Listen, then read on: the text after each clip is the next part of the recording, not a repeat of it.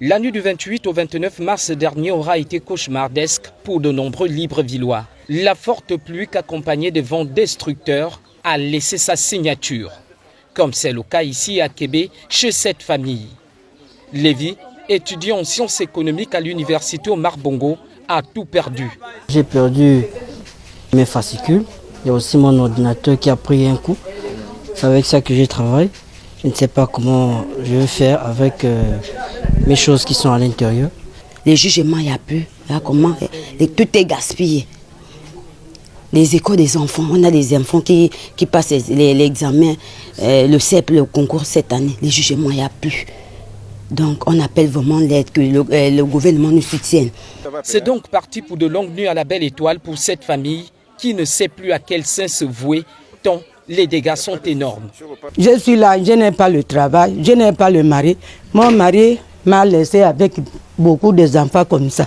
Comme les cas comme ça, je vais faire comment? Regardez, j'ai dormi avec les enfants dehors. Apolline vient me voir, il vient me soutenir.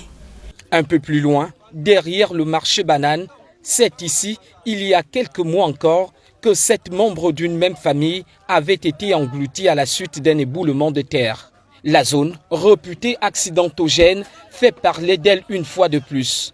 Ici, ce sont plusieurs familles sinistrées avec d'importants dégâts matériels et environnementaux. Nous avions perdu déjà dans le quartier, dans notre zone, 7 de nos compatriotes qui sont malheureusement décédés suite à un éboulement de terre, un glissement de terre.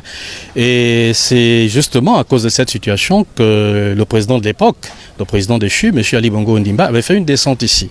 À la suite de cette descente, il avait instruit ses services afin que nous soyons tous relogés, du moins déguerpis de cette zone pour être relogés après. Malheureusement, il n'y a que les familles qui étaient mitoyennes à la maison où il y a eu le sinistre qui ont été relogées, 6 familles. Plusieurs fois j'ai interpellé, j'ai des copies de lettres avec moi ici, je peux vous les montrer, mais rien n'est fait jusqu'aujourd'hui. J'ai même interpellé le Premier ministre. J'ai même interpellé le Premier ministre à ce sujet. Et voilà ce qui arrive aujourd'hui. Là, c'est des toitures arrachées. Il faut peut-être encore qu'il y ait de morts pour qu'une chaîne de solidarité se forme autour de nous. Donc voilà malheureusement ce matin ce qui s'est passé à nouveau.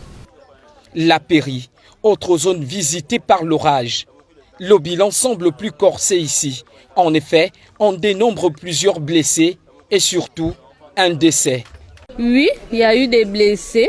Moi-même, j'ai eu une blessure avec 8 points de suture, comme vous pouvez le constater là.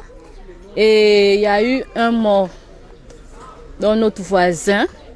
On a pu le retirer des débris, mais il n'a pas pu survivre. Donc ce matin, on nous a annoncé qu'il est décédé en fait. Tristesse et désolation, tel est le plus souvent le scénario que réserve le mois de mars, ponctué par des précipitations qui s'accompagnent de vents violents.